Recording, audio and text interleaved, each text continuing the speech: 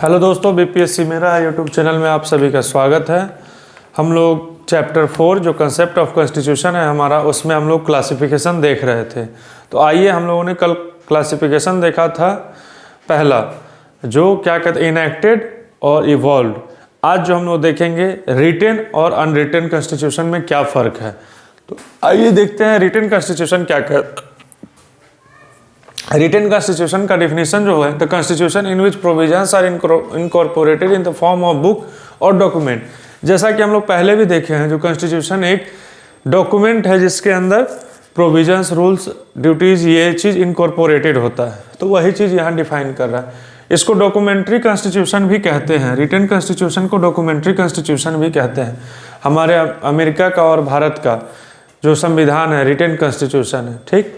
तो हमारा written constitution क्या हो गया, जो भी हमारे किसी भी कंट्री का जो प्रोविजंस है, ड्यूटीज़ है या क्लॉजेज हैं, अगर एक डॉक्यूमेंट या एक बुक में अगर इनकॉर्पोरेटेड है, उसको हम लोग रिटन कॉन्स्टिट्यूशन कहते हैं, ठीक। उसको डॉक्यूमेंट्री कॉन्स्टिट्यूशन भी कहा जाता है। अनरिटन कॉन्स्टिट्यूशन क्या होता है, it is found in the form of convention, practice, principle, charter and judicial decisions.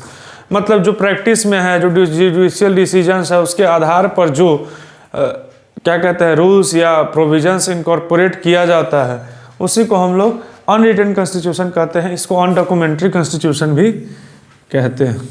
जैसे कि हमारा ब्रिटिश कॉन्स्टिट्यूशन, जो कि पूरी तरह से प्रैक्टिस, प्रिंसिपल, सिद्धांत या जुडिशियल डिसीजन के आधार पे डिपेंडेंट करता है, या वहाँ के कानून व्यवस्था को इसी principle, practice, convention, judicial decision और चार्टर के आधार पे चलाया जाता है। जैसा कि आप लोगों को भी पता होगा, historical background of Indian constitution में हम लोग चार्टर पढ़े थे। तो वही ब्रिटिश गवर्नमेंट थी जो हमारे लिए चार्टर बनाती थी। तो ये सारा चीज़ वहाँ का जो डिपेंडेंट करता है ब्रिटिश कॉन्स्टिट्यूशन का, वो इन्हीं 4-5 चीज़ों पे, या जहाँ भी अनरिटन कॉन्स्टिट्यूशन है, इन्हीं 4-5 चीज़ों पे फॉलो करता है। तो इसके बाद जो हमारा क्लासिफिकेशन है, आइए उसको देखते हैं।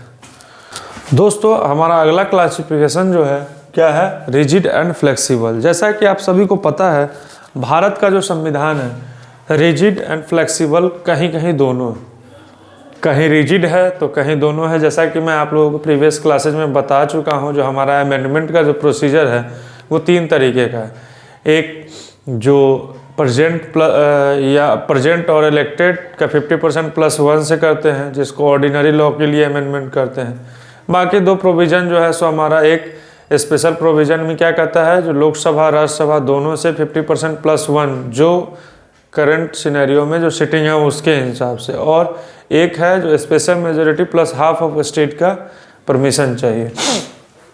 तो लेकिन हम अभी पढ़ रहे हैं कॉन्स्टिट्यूशन का कंसेप्ट, मतलब जो ओवरऑल जो कॉन्स्टिट्यूशन बनाया जाता है किसी भी कंट्री के लिए, उसका कंसेप्ट क्या कहता है। उसमें जो हमारा है रिजिड कॉन्स्टिट्यूशन का डेफिनेशन क्या होगा, the constitution which can not be amended in the same manner of ordinary law. Ordinary law जैसे हम लोग भारत के परिप्रेक्ष्य में कह सकते हैं, जो हम लोग प्रेजेंट का या इलेक्टेड का 50% +1 जो हम लोग कंसेप्ट के आधार पर जो हम लोग का ऑर्डिनरी लॉ है ये पास किया जाता है। तो इस तरह से जिस लॉ को अमेंड नहीं किया जाता है उसी को रिजिड कॉन्स्टिट्यूशन कहा जाता है। जिस संविधान में ऑर्डिनरी लॉ के तहत संशोधन नहीं किया जाता है उसी को रिजिड कॉन्स्टिट्यूशन कहते हैं।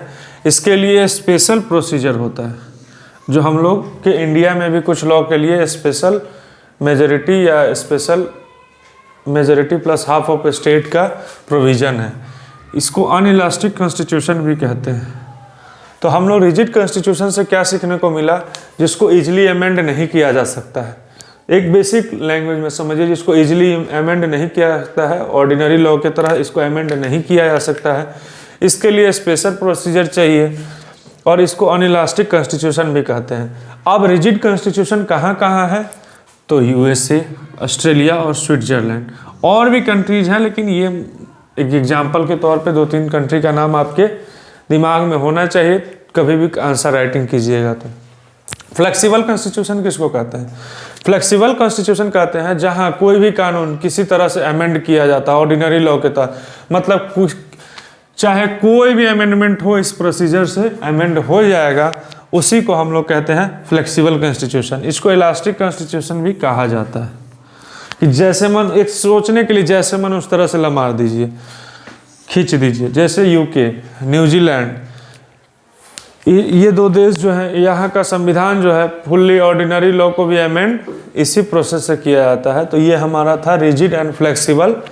तो आज हम लोग क्या क्या देखें, written unwritten, rigid and flexible. किसी भी कॉन्स्टिट्यूशन को अमेंड करने के लिए रिजिड में क्या प्रोसेस है, फ्लेक्सिबल में क्या प्रोसेस है, इसको भी जाने। अब आगे के जो क्लासिफिकेशन है उसको अगले लेक्चर में देखेंगे। मिलते हैं अगले दिन, तब तक के लिए धन्यवाद। आपका दिन मंगलमय।